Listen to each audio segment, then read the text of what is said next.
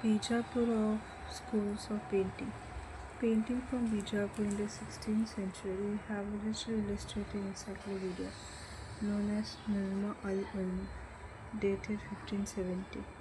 Among the 876 miniature which adorn this remarkable little volume, many illustrate weapons and utensils, while others the constellation. The women are shown in South Indian dress, tall and slender, as those in Rangamahal Malar painting.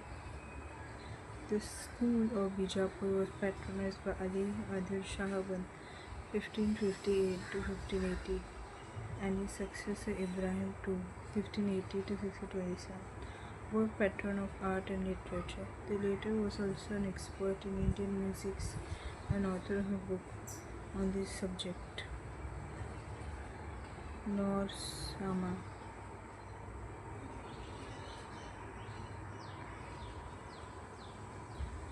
He was the owner of Nujm al-Urm manuscripts and might have commissioned the Rangmala series in the 1590.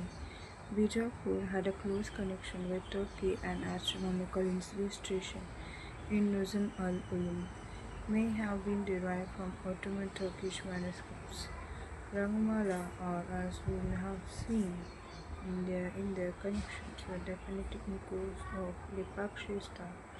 They exemplify the luxury and aestheticism of the Adil Shah court, and in their daring and brilliantly successful coloring and vigor of simplified composition.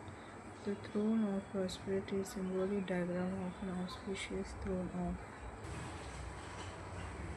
seventh stage is supported by different inhabitants from the element and tiger to palm trees to store of peacock and primitive tribes. The basic structure recalls the wood-carved doorway and facade from Gujarati homes, or perhaps remind us of the temple of the Deccan. The coloring of this page is an Islamic Persian tradition, especially the coloring of the pages in Islamic Persian tradition, especially arabesque on the top of the throne. We see it surmounted by Deccani foliage against an amazingly deep blue sky. The stylus plants on either side of the throne have visual reference to margin decoration. In Gujarati manuscripts of, say, early 16th century, there is the strong Indian visual tradition. The structure, this miniature. The theme of another Deccani painting is Yogini. One who believed in yoga leads to disciplined life of physical emotional training, pursues spiritual and intellectual exploration, and is famous for renunciation of worldly attachment. But such an attitude was not usual and therefore extraordinary in practice. Yogini, the Bijapur 17th century, the Chester Beatty Library, Dublin, Ireland. This work is attributed to an artist about whom we do not have any records. It is to be noted that the artist preferred a vertical composition where the long-standing figure of the yogini is complemented by a group of white structure right at the top as a tapering visual notes. The yogini is preoccupied with their maina bud as if in conversation. Yogini is adorned with jewelry and her hair buns elongate her visual presence. The long scarves were in rhythmic circle and her body which has exquisite floral surrounding it is an exquisite landscape. Golconda schools of painting. Golconda became an independent state in 1512. By the end of the 16th century, it was the wealthiest of the Deccan kingdom. This was largely due to brisk trade from the port along the easy coast, from where iron and cotton goods were shipped to Southeast Asia. Meanwhile, expensive trade continued with Persian, which became a rage in Europe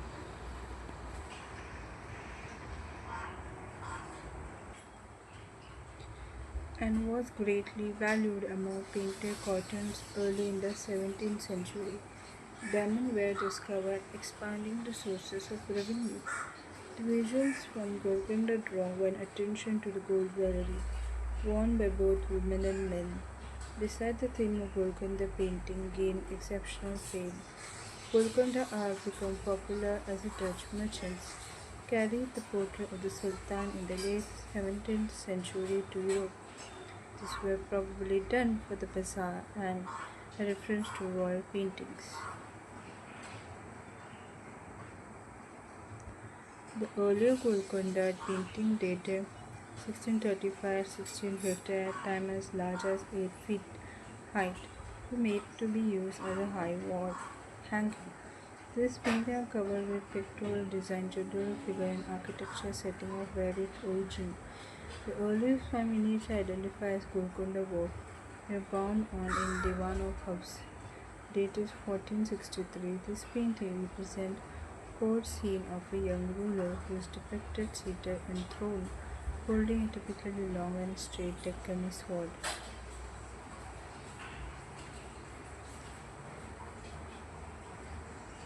In the center of one of the painting folio, the prince is seen wearing a white coat with embroidered vertical bands. All five painted pages are lavishly enriched with gold touching deep azure sky. Dancing girls are seen entertaining the war gathering. The symmetrical, apparently unfunctional architecture has several registers of the flat screen one above the other. The ground appears covered with elaborately patterned carpets. It is important to note here that the painting suggests no Mughal influence. Purple hue is amplified, applied, and at a time animal become blue, so blue see blue foxes. There is portrait of Muhammad Qutub Shah 1611-1626. As he sit on a divan early in his reign, he wear the typical Golconda dress and an elegant tight-fitting cap. The composition has gained increased sophistication and skill. With the strict symmetry of 1590 page is retained, one may say there is adequate reference to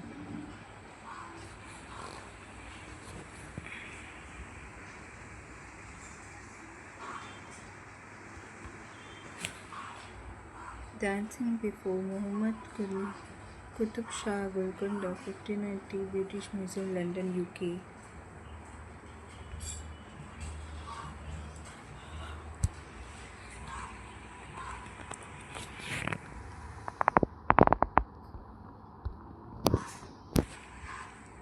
Poet in a Garden Muhammad Ali Golconda 1605-1615 Museum of Fine Art Boston USA.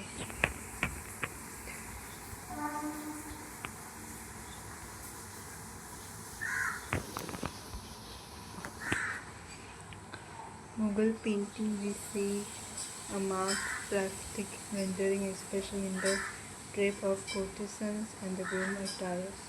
Manuscript of a Sufi poem with paraphrase throws in a richly illustrated with more than 20 miniatures.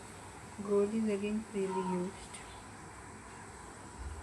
A peculiar feature seen is the coloring of the skies in gold and blue and subtle bands. The men and women costume indicate the fashion trend under Ibrahim II of Bijapur. The tree in the landscape are the Deccani type, which are rich colored and have a tinted edge. Notable plants are silhouetted against a mass of dark foliage, which is another prominent Deccani feature. This is seen in painting of a tall woman speaking to a bird.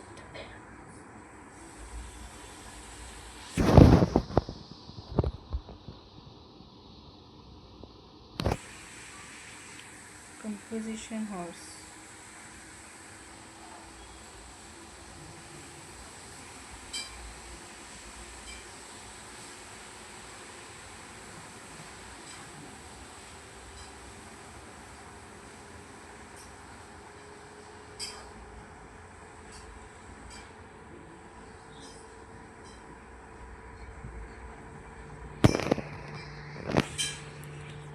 Painting is a curious mix of many artistic devices which culminate as composite horse.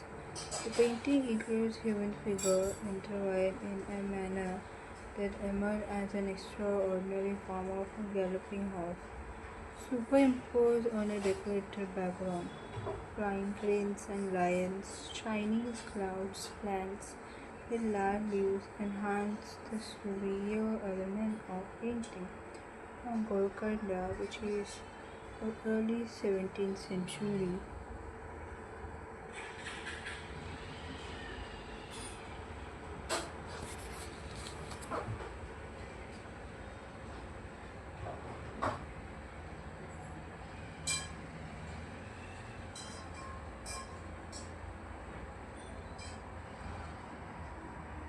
when everything appeared to be airy and flying.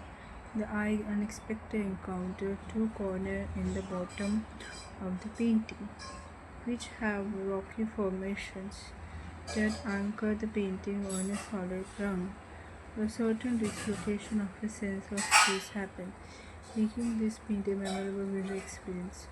All action happened within a limited color schema. We remain largely in the shade of brown and some blue.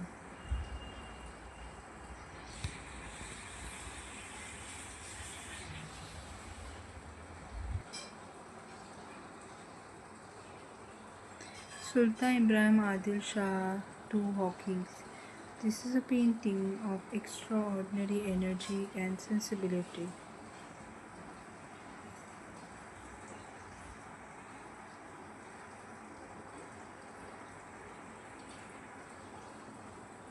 The brilliant red on the limb, tail of the horse, and the flowing garment of Sultan Ibrahim Adil Shah to render a visual experience, which remained with one. Beside the dark dense forest foliage, deep olive green, emerald green, and cobalt blue with cranes in the background, and sunlit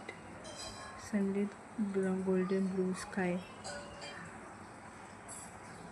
enhance the experience of the painting and its narrative with which bring the white hawk to the center stage along with delicately portrayed face of the Sultan. Persian influence is evident in the treatment of the horse and rock. The plants and dense landscape in the foreground are of native inspiration. The galloping horses generate energy which usually activate the entire panoramic landscape. The painting is in the collection of the Institute of the People of Asia, Academy of Science, Leningrad, Russia.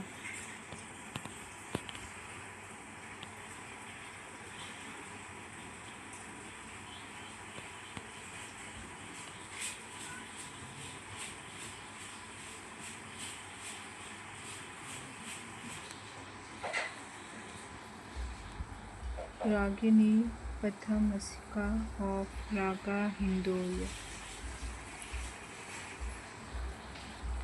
An intriguing works in the collection of National Museum, New Delhi, titled Ragini Pathamasika of Raga Hindola,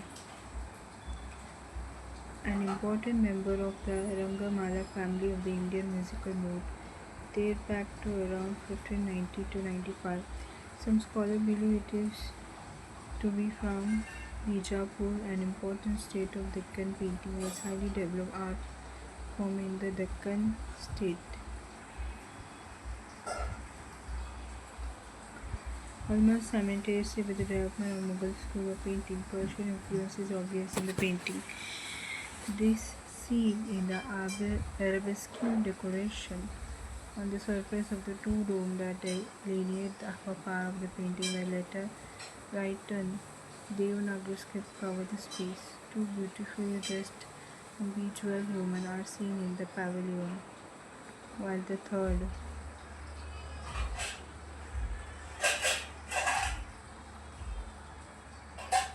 is seen outside it. The centrally placed female musicians play an Indian instrument which appear to be veena, while the other two of the side appear to be accompanying with the rhythmic sway of their bodies. The color vibrant red is dominant and complemented by green. The figure may be said to be stylized in the sense that the characters of the physiology, including the face, has also been constructed on formulaic detail.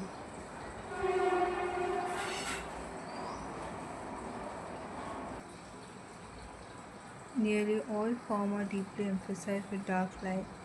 This is interestingly observable in the mural painting of Ajanta too, which were painted century ago. It is also to be noted here in the elephant in the left hand corner with the rings from a delightful sign of welcome. Small in scale, they become to be major interest and break the architecture, runic structure.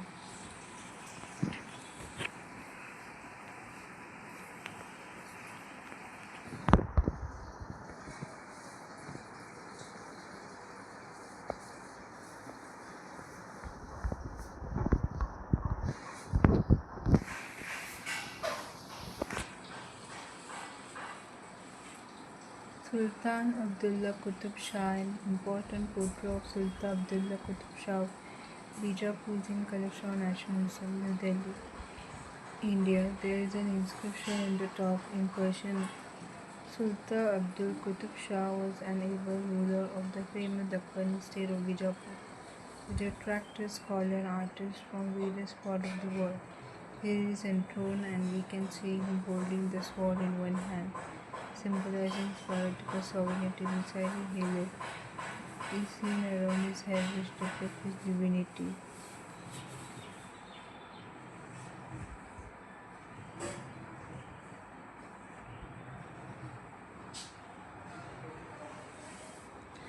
Hazrat Nizamuddin Aulia and Amir Khusro. This province painting in the collection of National Museum, New Delhi, is from Hyderabad, Deccani.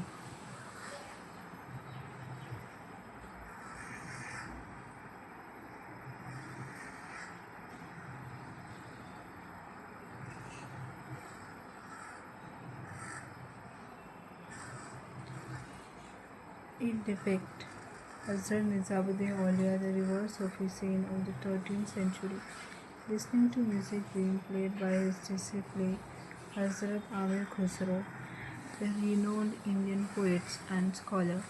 Even to this day, the Dargah of Hazrat Nizamuddin Aulia in New Delhi has a Qawwali by Khusro in praise of his speech. Devotees from all over the world come here to witness this regular cultural practice. The painting is naive and basic without technical and artistic sophistication of art court painting. However, it is charming. A narrative of an Indian theme, popular Indian theme.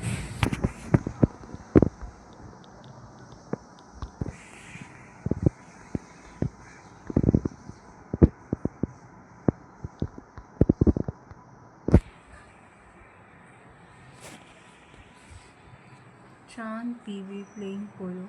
This painting shows Chand Bibi, the queen of Bijapur, one of the most prosperous and culturally refined Deccani state. Chand Bibi restricted the Mughal politician, attempted to overtake the state by emperor. A revered and accomplished ruler, Chand Bibi was a great sportsperson.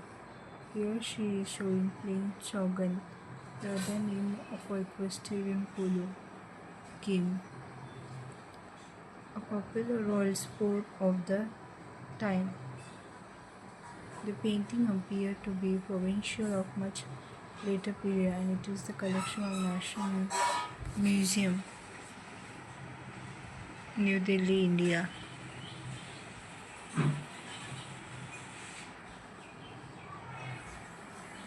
Polo, equestrian.